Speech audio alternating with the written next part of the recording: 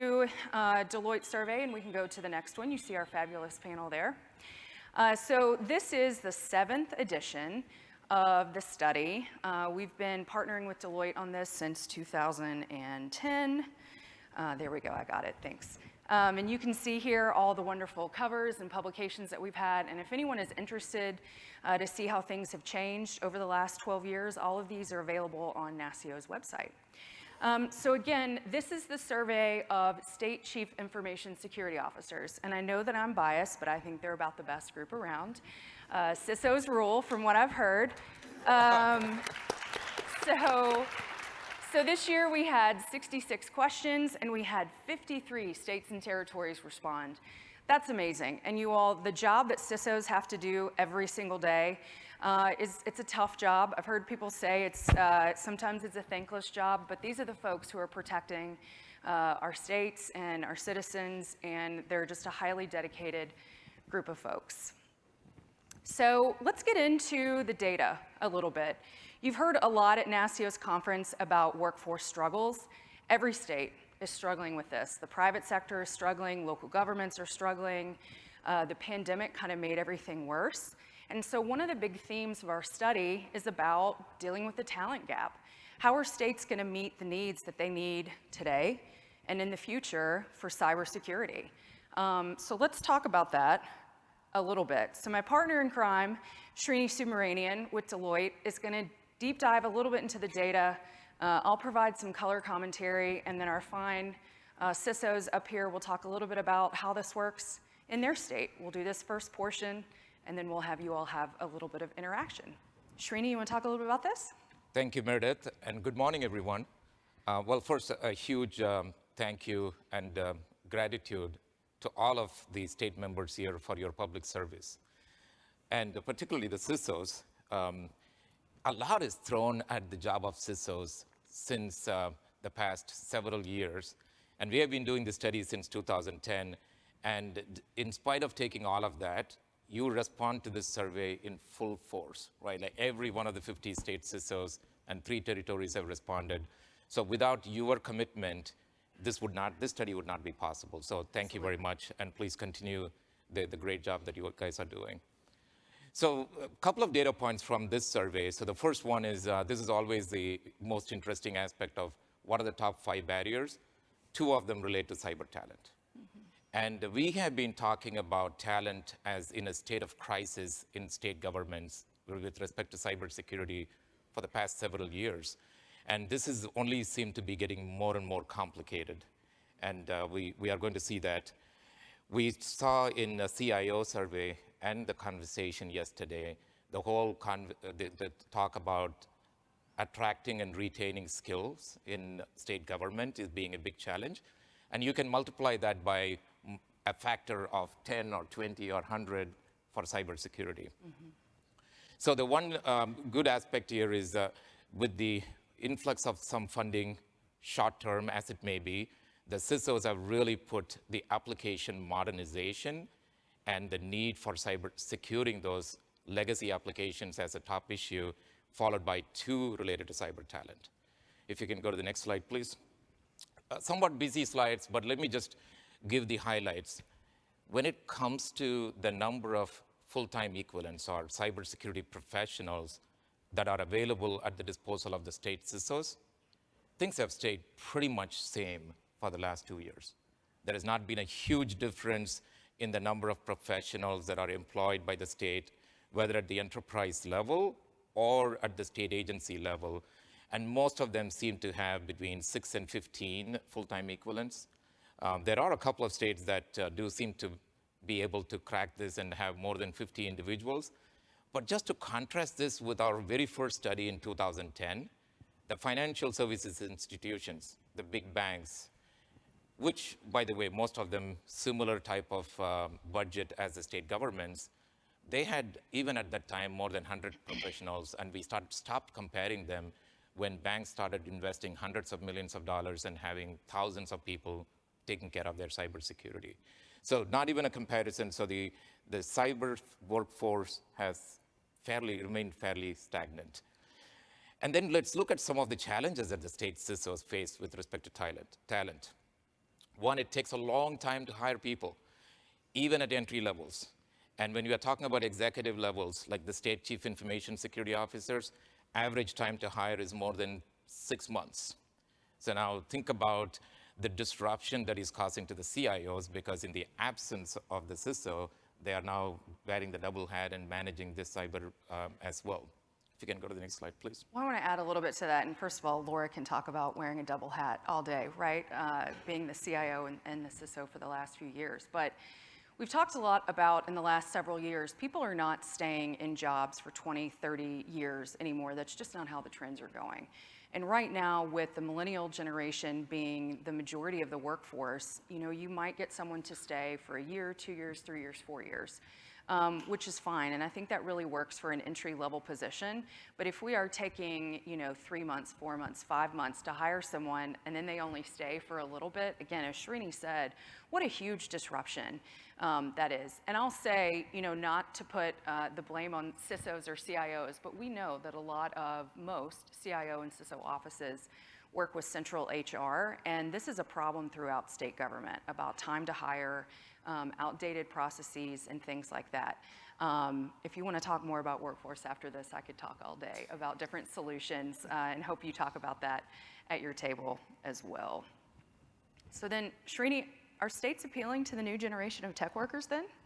So the attraction of doing public service, absolutely, because that's a common theme to attract workforce to come and work for the state. But then the other two aspects, which the CISOs rank as significant, I have to really question, is it really appealing to the millennials and the next generation young workers? Job stability, pension and retirement plans. From what we see in the new generation, these are not what they are thinking about. They are thinking about work-life balance, flexibility, and wellness, and those things are top of the mind. And the ability to acquire new skills, but not really anything associated with job stability, seem to resonate with them more. And on the same topic, we see that the ability to work remotely, only 25% of the CISOs responded as something that they are offering as an incentive for people to join state governments. And I will add there that most of the time it's not CISOs who can make this decision. Sometimes it's not the CIO either. Sometimes it's enterprise-wide, or the governor says, we got to bring everyone back to the office, or it's a bigger issue. But I want to ask Laura and Jeff, I know that both of you at least did some remote work during the pandemic, of course. Has that lasted? What is the situation? And Jeff, we'll start with you. What's the situation in Connecticut? Yeah, sure. So the situation in Connecticut has been remote since the pandemic began. We started bringing people back to the office at one point. And people aren't stupid. They realize they're on the same exact Teams calls that they're on at home, and that the office, the office has some challenges when it's not at full capacity. Things like the cafeteria don't want to open. I mean, it's just not really like a great experience. We are fully remote right now, and I think people are really enjoying that. It gets sort of renewed every 6 months because we are working with HR to kind of understand what the process that we should have is in place, but we certainly hope that will continue. That said, we're also planning very specific interactive things in the office. So when we do come to the office, it's not just sitting in the dark trying to wave the lights back on when they're going out on you in a cold, empty office, that it's something meaningful, that we're actually getting together as groups of people with a specific purpose and actually working together and getting that bonding that carries over into the remote environment. Yeah. What about in Michigan, Laura? So in Michigan, we had a policy that would allow for some remote work before the pandemic. So we had our security team, most people worked about one day a week, maybe 1 day a pay period, so every 2 weeks. It was a little bit ad hoc, but we did have some trial and error before the pandemic. But what we recognized really quickly as we started seeing the data come in about illnesses and governments shutting down and things like that, is we actually decided, as cybersecurity people do, to do an exercise. And we sent everybody home because we had never run like our full SOC remotely and things like that. So we actually sent our team home, and then that happened to be the day that the governor decided to close down the office, and we never went back in together. Thankfully, we had the equipment and everything to do that. We worked obviously remote pretty much mostly. We had some of our forensics teams and things that came in quite frequently, but we worked mostly remote the entire pandemic. What we've done in Michigan is we've switched to a hybrid where we don't plan on going back 100% at all, but we will do, and our department specifically is doing 2 days in the office and then 3 days remotely. It allows some flexibility, but we've had to adjust. So one of the things that we quickly learned was, do we really want to bring the entire Security Operations Center back on the same 2 days a week? Because if we have some kind of illness or something in the Security Operations Center, we didn't want to take everybody out at the same time. Right. So now what we've kind of done is blend across the 5 days and have different teams and things in there, and really trying to focus on ensuring that we have a cross-functional unit. So we don't bring in the whole incident response team on the same day. We kind of have an incident response team and a threat analytics person and, you know, a forensics person, and we spread it out across those 5 days. But what we really want to try to focus on and concentrate, and why it's so important for us to have that in person, is we're not trying to measure everything based on productivity. We saw that we could meet the same productivity or maybe even have a little bit of a higher level of productivity, but it was really those intangible things like learning, what I refer to as observed learning of the workplace. So, you know, the newer professionals that come into the environment or that are working for state government for the first time, there's a lot of things that you can learn from observed learning and seeing how your teams interact with not just each other, but the others within the department that have to help us provide the security, as well as our business partners and our agencies. And so looking at that, especially around leadership, and we're really trying to make sure that we have an opportunity to develop not just what we need to fill our environment today, but really concentrate on that culture and growing and getting the organization prepared for 5 to 10 years out from now. And then really looking and saying, okay, how can we start leveraging some of the technologies, because we're never going to get enough hands on keyboards and eyes on screens to be able to continue with the trend that we see from the data that comes into the organization. So how do we work together? And that's where that cross-functional group really needs to be able to communicate and have some face-to-face time, is look at how can we do RPA or how can we do AI, because that's one of the ways that we're going to have to be able to fill that gap in our talent base.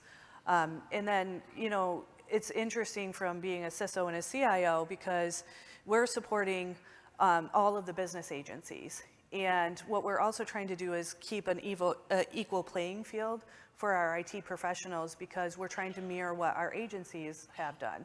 And the governor herself, she has allowed the agencies to determine what it is the best makeup for their business. So some of the agencies are not coming back on site and doing several job functions completely remote. And then some areas are coming back in 3 to 4 days a week. And so we have to be able to blend, you know, our staff, because their direct support to those agencies have to blend and make sure that we're supporting them. While we're still being demanded at a higher level, there's more cyber activity. We're being hit by, you know, increasing numbers of attacks and things like that on a daily basis. And our digital services are being demanded at a higher level, while we still have this talent gap that we're trying to work through. So it is a multifaceted kind of problem. And it's interesting how, you know, the discussions around RPA or the discussions around talent also impact, you know, the various things around budget and everything else. So I think one of the key things that we've heard here is flexibility is key. And also, I've heard so many people say, and I know you all have too, that you know, when the pandemic is over, we want things to go back to normal. It's never going to go back to how it was. And so I think pivoting, being flexible, looking to how we can adapt is important. So here's where you all come in, more table discussion. So we want you all to talk about amongst yourselves, how do you think that states are going to meet this challenge? We will come off the stage, we'll be walking throughout the crowd for about 4 to 5 minutes, and we want to hear the good things that you have to say, and we'll do a short report back when we get back on stage and then move to our next topic. So please talk amongst yourselves, how will states have the workforce necessary to meet future cyber challenges?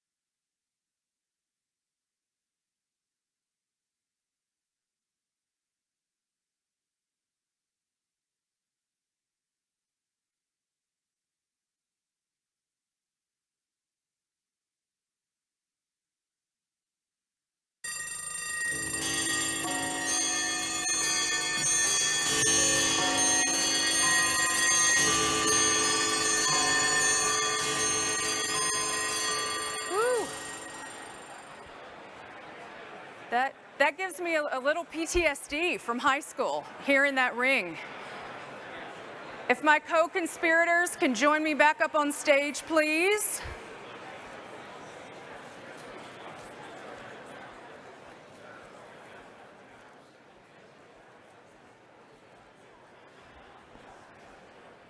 All right.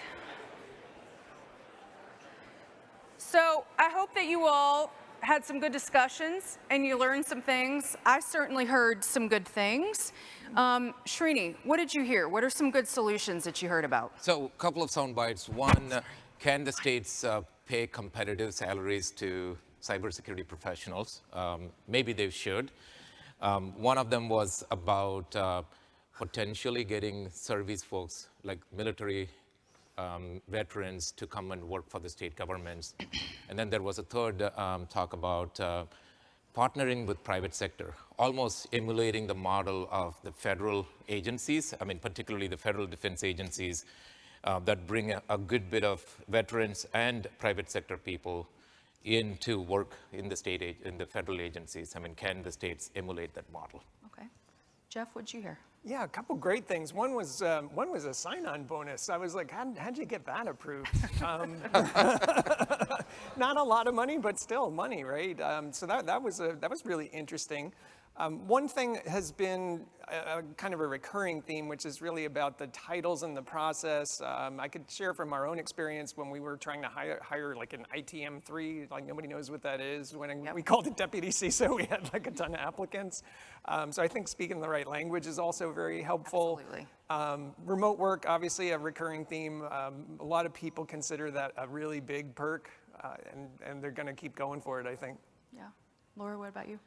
So first of all, we had a good shout out to Nancy in Texas for what they're doing with their regional SOCs. But that just shows a creative way in which we can work with our colleges and our universities and our educational institutes to try to help build out that cyber talent for the tomorrow. And then we had a lot of discussion around how we could partner better with individual organizations, whether it's with the private sector, and creating career path with that, or whether it's with each other as states, and see if there's more creative ways that we can not just share intel, but maybe share resources. I know there's some good things going on in between states and things like that. And then just, celebrating instead of hiding behind the fact that we're going to lose some really good resources. Let's celebrate the fact that our friends and our coworkers have an opportunity to fulfill themselves both personally and professionally. Yeah, that's great. One of the great things that I heard, shout out to the state of Indiana, is reducing education requirements, so making jobs more skills-based. I know a couple of other states are doing that. Maryland is doing that. And that's huge because it's a huge barrier for entry.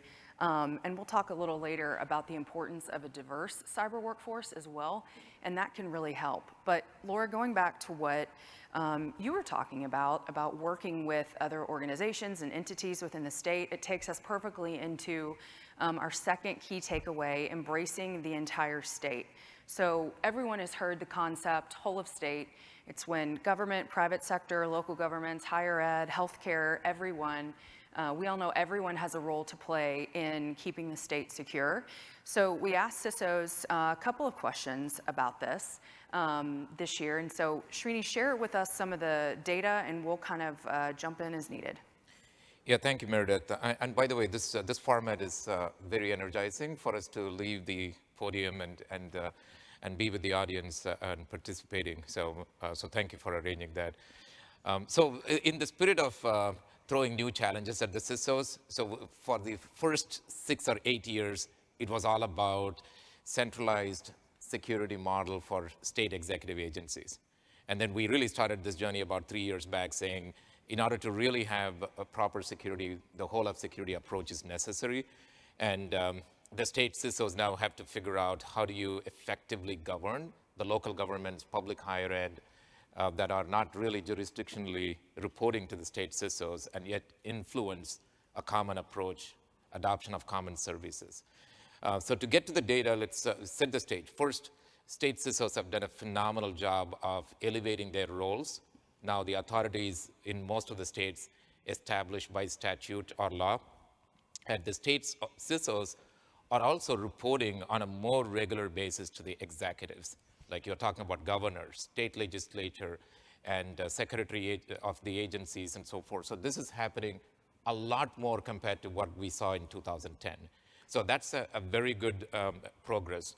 Now, but when we look at the availability of these enterprise level services for the local governments to consume, it's fairly inconsistent. And the chart here shows the adoption of services by state agencies at an enterprise level, by local governments and higher education. The right side, tall skyscrapers, if I can say that right, you can see are state agencies consuming such services, whether it is in security awareness or enterprise identity services. But then the one is being the least amount of adoption, 5 being the most. If you look at the local governments and public higher ed, the adoption is at a very immature and very early stages of adoption. So there is a lot to be done in terms of establishing such security services for the whole of state, promoting them, and for the local governments and public higher ed to adopt them. Well, and I think the services, if they're not being adopted, they're also not being offered at a wide array if they're not being adopted, especially to higher ed. I know that we have data in the state CIO survey that we heard about yesterday about which services locals are taking advantage from the state, but there are still states that might not offer that. So as we continue to talk about this data and think about this whole state concept, offering services to locals, especially as the state and local cybersecurity grant comes into play, is a great way to really increase that whole estate model. So then talk more specifically, Srini, about tighter collaboration and just the engagement with some of these entities. I mean, this is another example. At a state enterprise level, you all train and mandatory training for contractors and state staff, right? Like you look at the 92% adoption, whereas similar level of training is not happening at the local level. And consequently, some of the vulnerabilities that the local governments are facing too, fairly high, fairly significant, and very visible. And then looking at the engagement of the CISOs, or how well are the CISOs collaborating with the local governments and public higher education is the other chart. And that also shows a good bit of room for improvement. And Jeff, you mentioned about job classifications, and that is another great area, like this national initiative of cybersecurity education. The federal government NICE initiative has been around for a while, like for the states to adopt having job classifications that are consistent with what cybersecurity workforce ought to be. But only about 24 of the states are adopting it still. So most of the states are still calling them technology administrators, or what did you say, TMT, or ITM3s. ITM3s or ITM2s, right? I think ITA3, ITA2. Exactly. Doesn't mean anything to anybody. So that's when you are. That is at the still at the state enterprise level. Imagine the state of the local governments and public higher ed. And again, I think this is having to work with all CIO agencies or central shared service organizations, and so is HR, central HR in states. So this is a huge frustration for CISOs. It's a huge frustration for CIOs who consistently say, if we can modernize our job titles and classifications to get them more aligned with the private sector. One of my favorite stories that I'll just say quickly is that someone told me that on a state application for a cyber job, it still asked how many words per minute you can type. And CISOs, correct me if I'm wrong, but I don't think that that's important in your job. So we really need to modernize. But in talking about embracing the entire state, Laura, Michigan was an early adopter of this. You all even had a CISO as a service program for local governments. So talk about what you have done a little bit in this space, and then what you're thinking of doing in the future.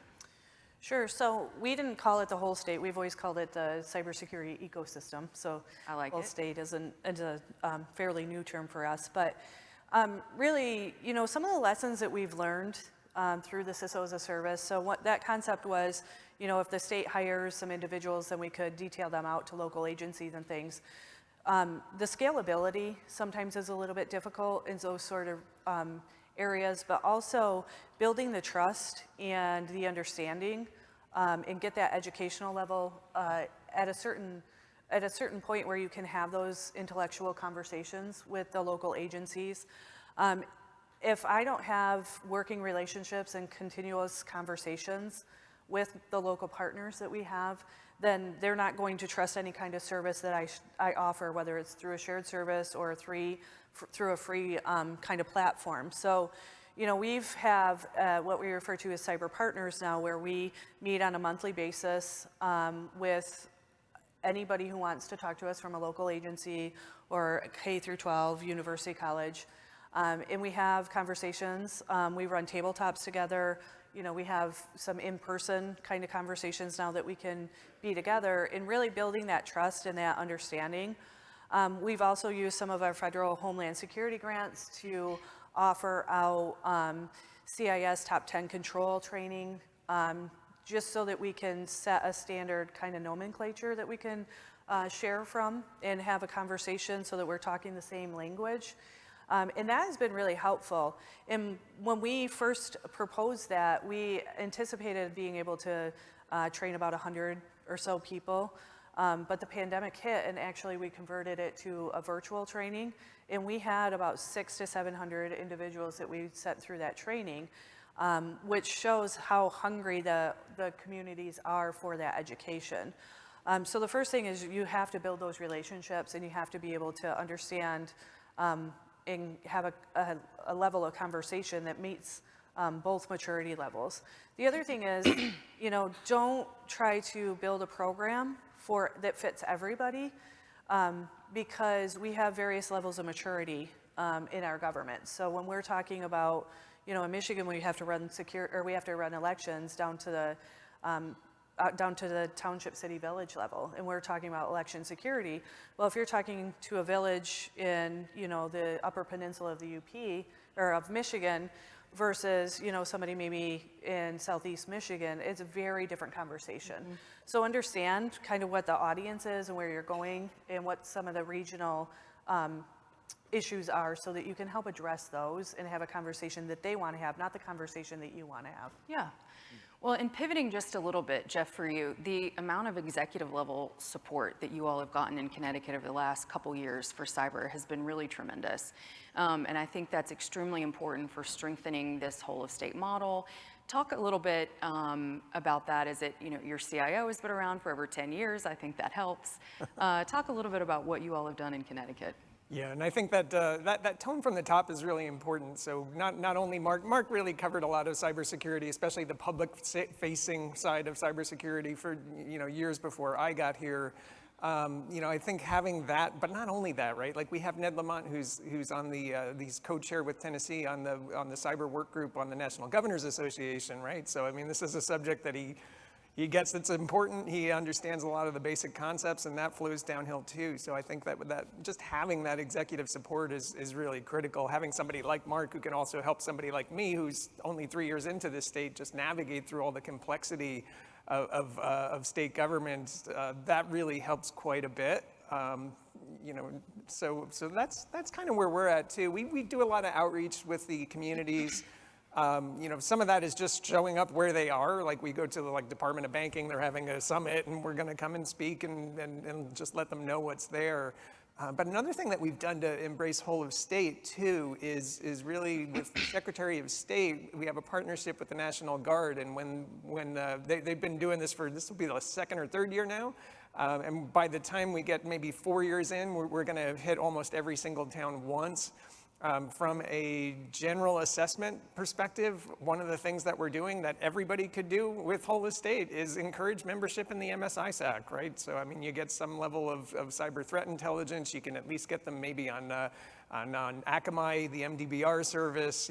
That's a no-cost thing that a lot of these folks can do, but if they don't know it's there, they don't know it's there. So we've been doing a big push on that. We have over 200 entities now. I love that. You talk really about marketing. I'd say that that's not something that states are super great at in marketing services, marketing what's available to local governments. So that's something that I really encourage, exactly what Jeff said. Meet people where they are, tell them about the services that are available. And I think that's extremely important. And Meredith, that's particularly important with the 60% of the CISOs feeling that the biggest barrier for the whole of state is the notion that local governments are going to resist the oversight aspect from this enterprise levels. So we're from the government and we're here to help, basically. They don't like that. And I'll tell you what, I tell local governments this all the time, CISOs do not have the time nor the resources to try and tell you what to do. And hopefully they have the time and the resources to try and assist you when you need it and build that relationship. So this is the last table discussion that we're gonna do. We wanna know your brilliant thoughts about what are challenges and opportunities for states in collaborating with local governments, higher education, and the private sector. And again, you'll have 5 minutes. We will descend upon the crowd and hear your brilliant thoughts.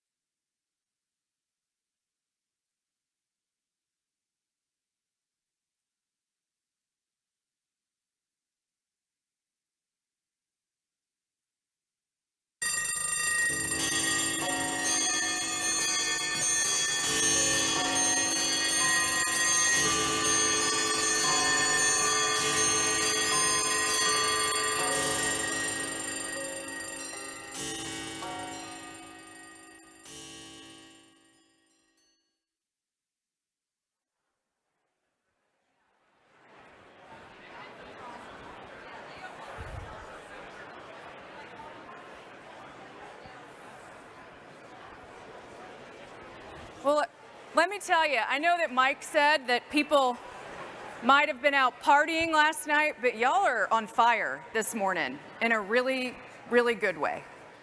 So let's talk a little bit about what did we hear out there? And Srini, I'll start with you. Very cool. Well, again, very energizing to go hear from all of you on the tables.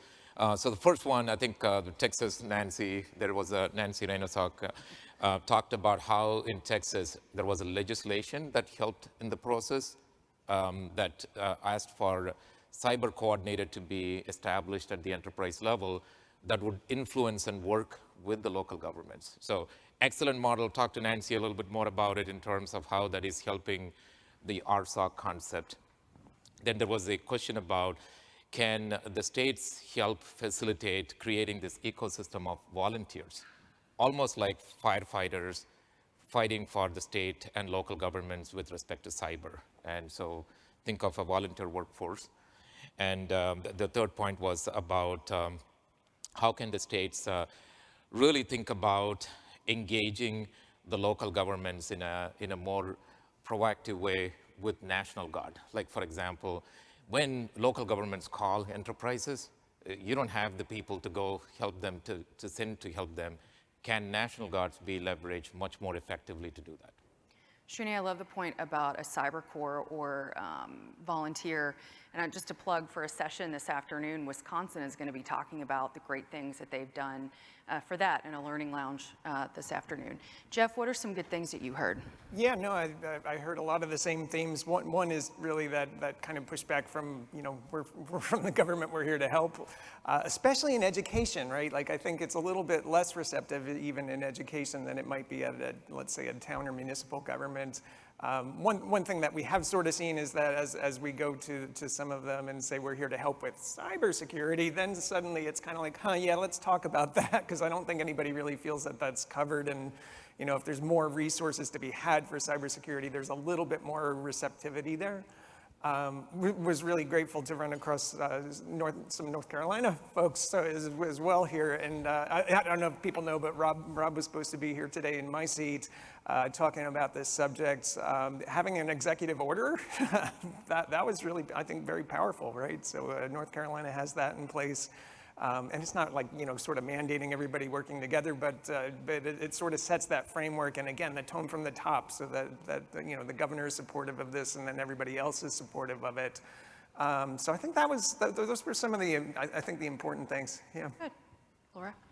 So definitely the theme of building trust and those relationships is key, so that we can all work together and start with the people. Right, and build the trust with the people, then start processes, and then, start technologies, right? And so figuring that out. And then using the private sector to help upskill and reskill our current staff, especially around transformation and, cloud and things like that. It's difficult for the government sometimes to be able to continue to grow because we're trying to maintain those legacy applications, things like that. So really looking for those expertise, as well as almost giving a backstop to the state and local governments on some expertise or resources. So as we have, people that may resign and things like that, but have a bench strength with our private sector partners, but not just think about it from the state level, but think about it at the local and education levels as well. And two good things that I heard. A lot of times, I hear from state CISOs that major or large cities will kind of say, yeah, we're good, we got this. I won't name names, but after some high-profile incidents, I would tell you that some major cities don't got this. But it's easier maybe said than done. So, but the majority of localities are small to mid-sized, and they absolutely need the help. Again, we talked a little bit about the state and local cyber grant. I think that that's going to become so much more important over, the life of the grant, and especially in the next, 30 or so days when plans and things like that are due. So the small localities, they need our help. And then I'll also brag on one of my favorite CISOs, Tim Romer, who said, and this is really important, the role or the of the state CISO or the attitude years back was I want to hide and not be out front. Tim said, I kind of think I'm a target anyway, so being out front of things is not going to make me even more of a target. So really being out front with local governments, with the media, with whoever, about the importance of cybersecurity and how everyone needs to work together on that. So Tim, you didn't know that you did this, but that really goes perfectly into our third key takeaway about the future of the state CISO role. And in my 10 years at NASCIO, I can tell you I have seen this transition definitely to more of a business-minded person. The same with the CIO, right? It's not 10 years ago when you ask the CIO or ask the governor who the CIO is, and it's like, oh, it's the computer guy, right? And I hope none of your governors still say that. So you might, but it's really, the role has really evolved, and COVID, the pandemic, really put an emphasis on the importance of cybersecurity, the importance of IT, and so we really looked at where are we going in the future. So Srini, we had some interesting data on budgets, on funding. This was the first time ever that CISOs didn't say that the budget was their top concern. I think there's a couple of reasons for that. And for anyone who makes decisions in the room about money, it doesn't mean that we don't need more money for cybersecurity. So we never want to say that. But Srini, talk a little bit about some of this data. And Meredith, that's an important point, because while it didn't make the top of the list that it made since 2010, 25% of the CISO still ranked it as a top barrier. And I think that the key point here is a firm financial footing for lasting foundation. Resilience of the funding is going to be a key factor. Absolutely. Because the states, all of the states last year had 13.6% increase in spending. So it's not really a surprise to see 30 states reported about 10% increase in cyber spending, because cyber spending was not very high to begin with, and having a 10% increase doesn't really move the ball forward. So I think it's a very important point that the efforts towards budget is not done yet. And particularly if you look at the percentage of spend of cyber as part of the technology, most states are still talking about 3 to 5%. Right. So there are a few states that are at 10% level, but most of them are there. And then when we talk about having a dedicated line item, while more states have made progress in this space, there are still work that needs to be done to get sustained, dedicated cyber budget line item. If you can go to the next slide, please. Yeah, and while we're doing that, I'll say, I get asked when we talk to legislators or folks kind of making the decisions about funding, I always get asked, well, how much are we going to need for cybersecurity to be okay? And when is this project going to be over? And we always say it's not a project with a start and an end date.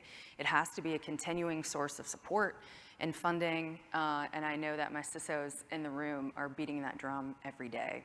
So Srini, talk a little bit about what are our CISOs focused on?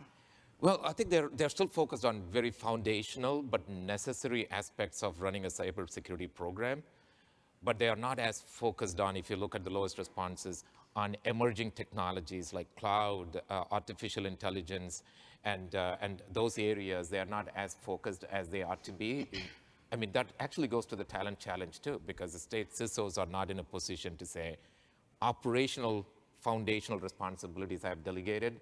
Now I'm really working with the CIO on the top challenge barrier that was talked about here, legacy modernization.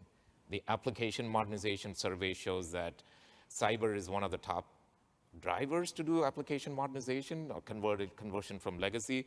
And the biggest benefit of the legacy modernization is better cybersecurity. But the state CISOs don't have the time to go and be the advocate of that, working with the CIOs to make it happen. So Jeff, what do you think? Are CISOs just trying to tread water right now and keep the lights on, or what are we doing? What are we looking ahead to? I know most of our state CISOs. I would say that we're not treading water. We're doing the best we can, but there's a lot to be done, right? a lot of, we are the trust in digital government. So, there are citizens right now in neighboring states that will not sign up for an Easy Pass because they don't want the government to have their credit card number. I mean, things like that, right? But they have an iPhone, Jeff. But they have an iPhone, right? But I mean, security is going to be the trust in digital government. If we don't deliver what we need to do and protect the information the way we need to protect it, digital government fails. It's going to be a joke. People will log in, start sending out phishing emails from the government. That just doesn't work. So we really have to do a much better job, I think, in terms of not only getting plugged into the more strategic things, but this is happening also in the private sector where, I spent 25 years in financial services. The role of the CISO has been evolving into a business leader forever. It's starting to hit state governments more than it has in the past. It's probably not really consistent across the board. But it's something that I think really has to happen. We have to be a lot more business savvy. We have to also, do a lot more risk prioritization. There's so many things that we can go after as a CISO and so many different, initiatives that we can put in place, all the things that we have to worry about, but we have to focus on risk, right? Like if we, in the state of Connecticut right now, we're rolling out an EDR solution. We know that that's a really good ransomware protection. We also know that's one of our biggest threats, right? So that's like our number one priority until we finish. And then we move on to number 2, 3, and 4, and we have to just do a better job, I think, in terms of making sure that we're working on the most important things. So Laura, one of the things I find so interesting about the evolution of the CISO role is that 6-7 years ago, a CISO becoming the CIO was unheard of. Kirk Lawnbaum in Illinois did it first. We've had Josh Bintz, we have you. Talk a little bit about your role, how it's changed, and what do you see that you all will be focusing on in the future? So cybersecurity is a strategy, right? Like it should be one of your primary strategies, and you should be talking about that. So I also am one of the first CIOs, at least for the state of Michigan, where I grew up in the organization. I've been working here for the state my entire career, and I have a very strong operational background. So I bring a different perspective than some of my predecessors in that aspect, where I am focused on legacy modernization as an investment management strategy, not just a security strategy, but really, evolving into understanding the nuts and bolts of the system, but not talking about that as much, and really telling stories and understanding how to connect with the customer and why it's important. So really taking that business approach that we've talked about here, but also, to kind of your point earlier around, we tend to want to stay away from the spotlight because we think that'll make us less of a target. That we can't have that kind of ostrich approach anymore where we're burying our heads in the sand, and really using, so cybersecurity is mainstream media, right? Like there's every single day you're turning on CNN or something and seeing something about a cyber event, whether it's related to the Russian-Ukraine situation or a ransomware on a local utility or something like that. And they're manifesting from kind of that back, we used to call it the bat cave, right? From the bat cave in the back room, nobody wants to go in there, to now manifesting into physical ways in our environments, whether you can't get gas or your water is in danger or whatever it is. So really helping connect how that story in the media, how it actually relates to what you're doing on a day-to-day basis. So remember, you heard of this attack. Guess what? It happened through this vector, and we have set up, MFA, or we have set up, different policies and different things, and helping kind of connect your story to what it means to them, but use those kind of media incidents or events. I know sometimes it gets annoying to see them out there, and they're not necessarily always telling the exact story of what happened, but it is important to connect it with what it means to your customer. Get in front of your legislatures and your decision makers and the people that invest, and talk to them all the time. Don't just wait once a year. Get out there as much as you can, and really be front and center and help drum that beat. If you're a CIO, understand what the top priorities are for your CISO and really help promote that as you're out and about, and think about what that means And to Jeff's point, right, if your security if your security fails, the whole trust of your digital services are gone. And once you lose trust, that's the hardest thing to rebuild. Absolutely, absolutely.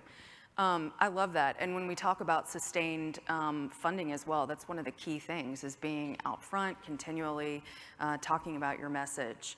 So we're going to end the last segment of the session today. We want to know if you'll get out your apps and the polling, navigate to the polling feature. We want to know, what do you want us to talk about?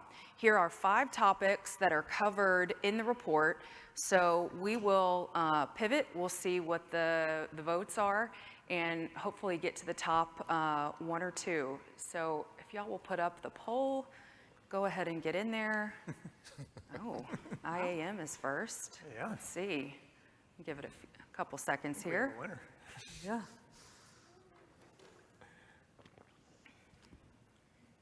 No one cares about supply chain, or they've heard too much about it.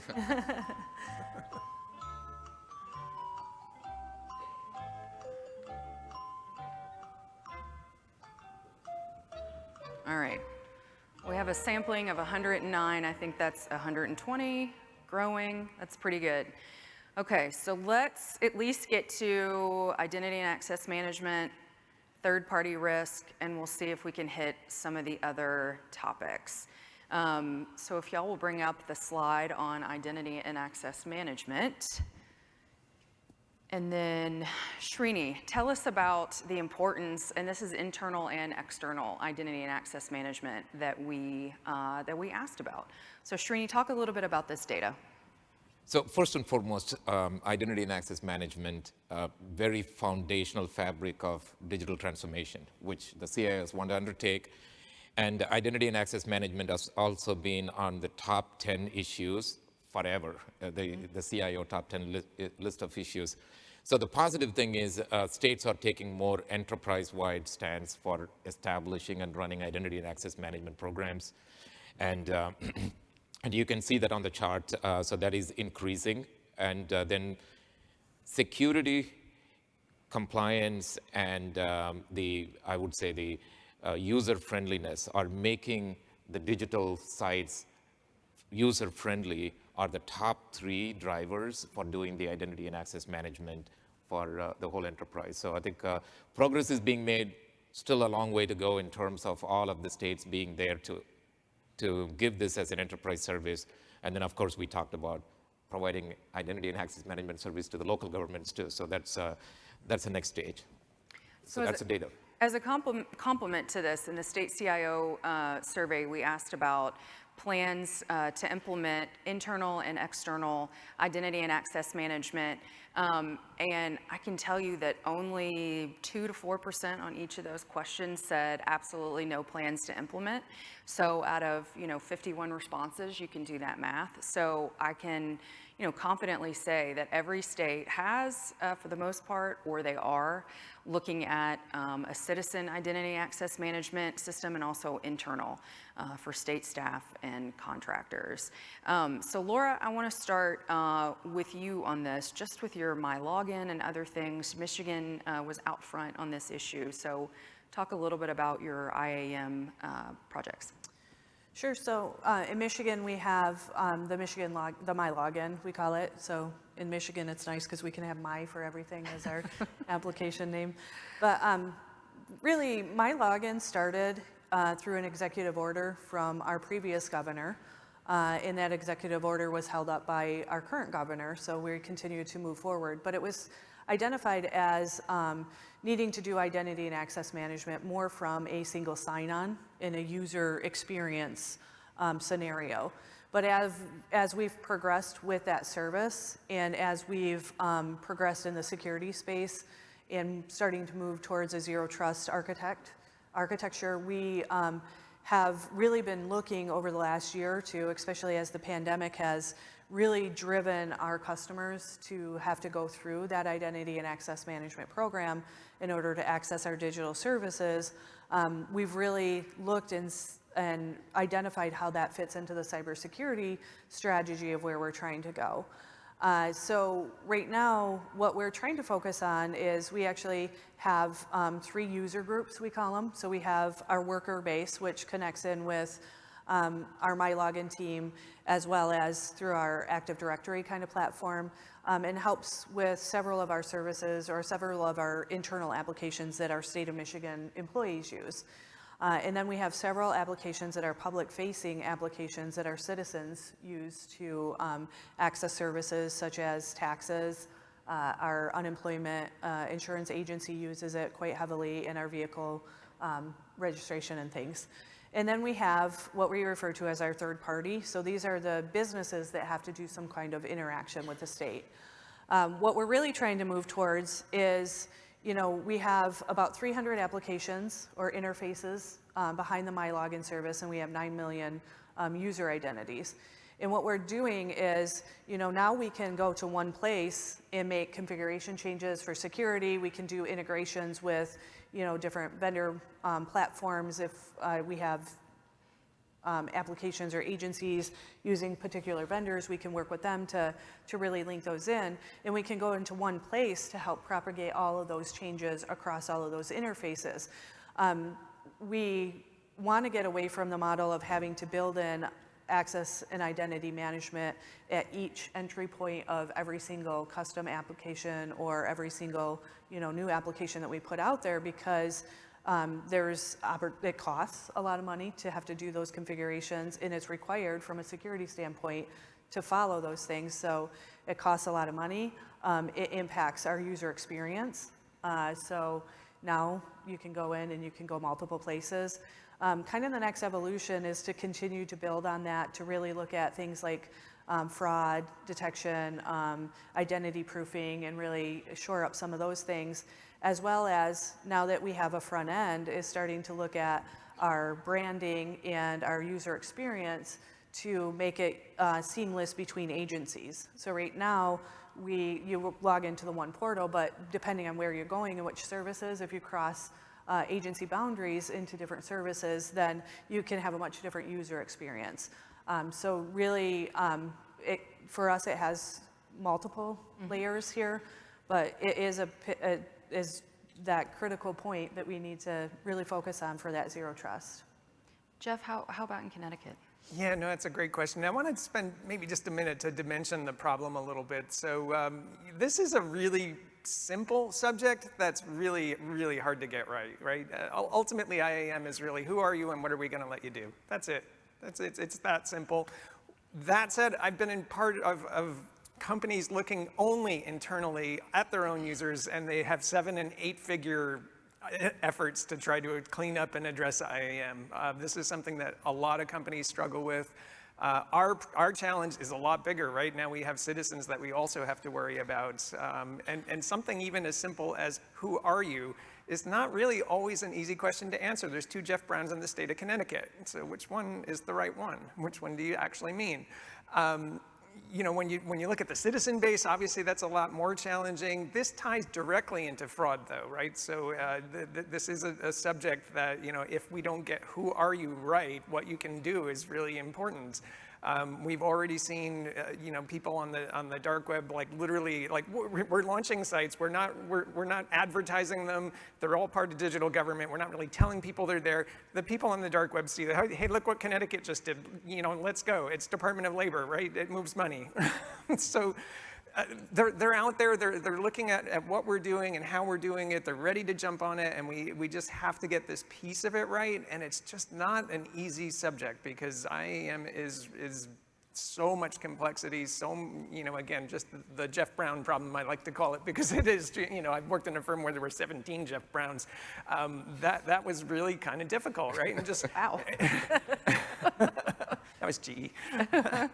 But again, that's trying to get this right and trying to really tie it into all the other things that it needs to be tied into: the trust of our citizens, the privileged users in our firm, right? In the state itself. I mean, those are the most targeted users, right? So what are we doing to help protect, especially protect those accounts? That's the first thing that an attacker targets.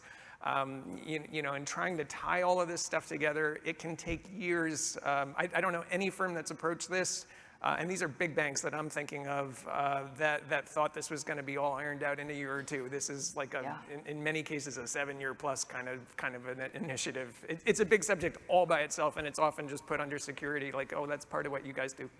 Right, absolutely. And Laura, congratulations. I think this program is finalist today evening on the cybersecurity categories. Srini, I love that you're bringing it all together. Tonight, our award ceremony, we hope everyone joins us. You can also read about Laura's program and all the other finalists and nominees, submissions in the NASCIO Awards library that's on our website. So let's end with talking about third-party risk. And I'll say some good news is that CISO's confidence in third parties, it's better than it was when we asked in 2020.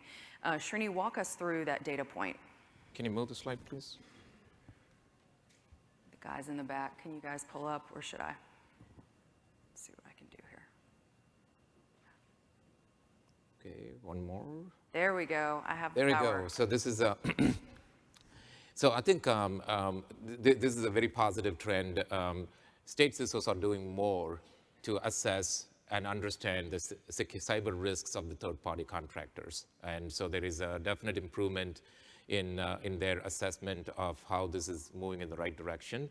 And at the same time, they're also not very confident. We talked about it already, about the local governments and public higher ed practices of those entities, because oftentimes they are part of the ecosystem. They are working with the states, and so there is not as much confidence with some of the cyber practices, which the state CISOs will have to solve with the whole of state security problem too. So, but that is a data point. It's a positive movement. So would love to get some commentary. Yeah, and I think, what this says to me is how the importance of the procurement process, and that cybersecurity can't be one of those things that's thought of, right before the contract is about to be signed. It's very, very expensive to do that. So the importance of bringing the CISO and the cyber office to the table early on. A lot of things can be baked into a contract. Of course, we know that not everything can be, but some baseline things.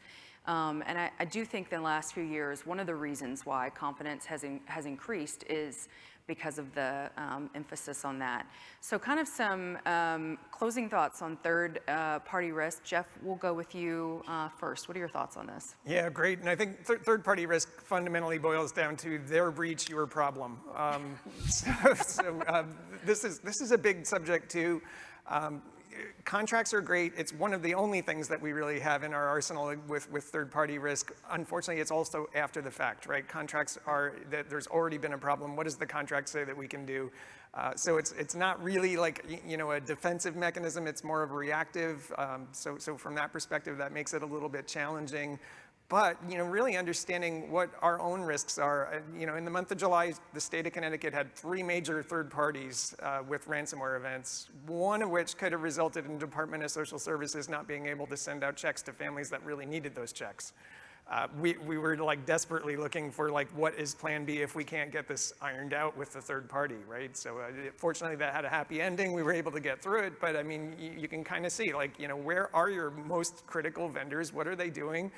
How are they addressing security? Are they addressing security? And trying to get some kind of a process in place. I know in, again, financial institutions, they put a lot of money and time into this kind of stuff. States are not gonna have that kind of capital to do it. But I think we need to do a little bit better than, just, minor vendor reports and things like that. We really need to kind of step up what we do with third party because it's a big challenge. We're more connected than ever. And states can never fully transfer risk. That's, as Jeff said, extremely important. Laura, what are some thoughts on this for you? So I think, obviously, the slide shows that we have more confidence, but we're only somewhat confident, so we got a long way to go, right? Yeah. I agree. We can't transfer the risk. I think this is a opportunity for us to work as a community, though, because we use a lot of the same third-party vendors. And when there's some kind of issue, breach, event, whatever you want to call it, we're all reaching out to the same resources, asking them to supply us information and status on what they're doing and things. And so, all 50 states or however many states are reaching out to the same individuals. I think there's some way that maybe we can work together to try to streamline some of that information sharing. Because as you guys know, in a cyber event, time is of the essence. And so if we can help try to streamline that communication and really get information that we can share out with each other. I think that will be very helpful. Contracts are really, again, really important, but it is a backstop. So really being able to be front and center. And then for us, you know, we've had some opportunities, I think as a community, a CISO community, to experience some events over the last couple of years that have helped us gain some maturity, but we need to continue to grow. We need to continue to focus on ensuring we have the information on who's the right contact, and keeping those things up to date is just as important as, you know, the steps that we're taking because of the time. Absolutely. Well, so this report is officially on NASCIO's website. If you were so inclined to use this QR code, you can access it there. As I invite President Leahy to make his way back up to the stage, I'd like you all to help me thanking our panel for this great session today.